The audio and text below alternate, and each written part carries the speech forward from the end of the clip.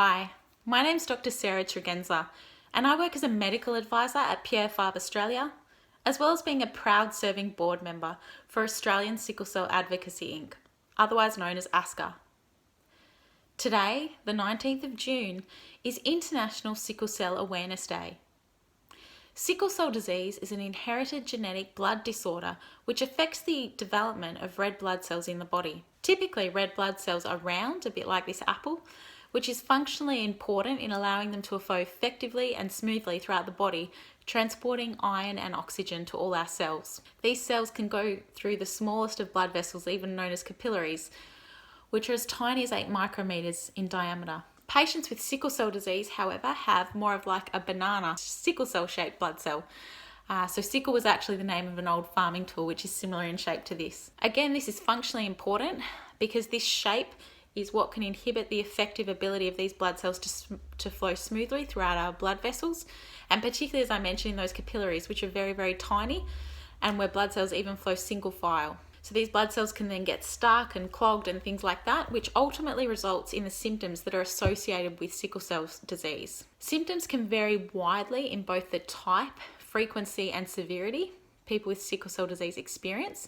However, some typical symptoms might be anemia, infections, gallstones, urinary or kidney problems, but even things as severe as stroke. Sickle cell disease is protective against malaria.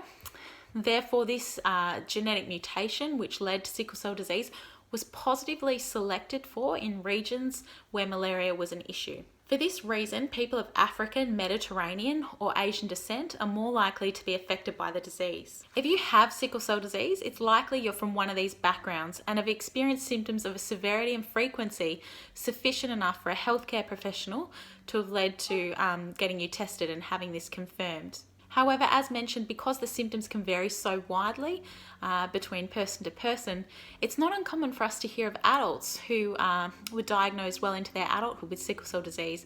And there's even the potential for people with mild symptoms not to even know they have the disease. You could either have sickle cell disease or you might be a carrier of this disease. So what carrier means is to have the disease, you have to have inherited one recessive allele with the mutation from each of your biological parents. So if you have the disease, it means you've inherited both these genetically mutated genes from both of your biological parents.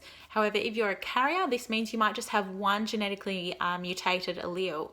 So you don't have the disease yourself, but you could pass it on to someone if you have a child with someone else with the recessive allele. So you might also want to know your sickle cell disease status to inform any reproductive choices you make if you are a carrier of the disease. So today, on International Sickle Cell Awareness Disease Day, I encourage you, if you're from one of these backgrounds and would like to know your status, or particularly if you're from one of these backgrounds and have symptoms associated with this disease, I encourage you to go to your GP and ask to get tested to know your status. ASCA, or Australian Sickle Cell Advocacy Inc., as I mentioned, is a not-for-profit patient advocacy organisation set up to support all those who are affected by sickle cell disease in Australia. So if you have any questions, would like further information on anything I've mentioned, or even if you'd like to donate, we're a registered charity, so you can donate to this cause and help support our mission to help people affected by sickle cell disease. To do this, you can go to the website at sicklecelladvocacy.org. That's sicklecelladvocacy.org. Thank you.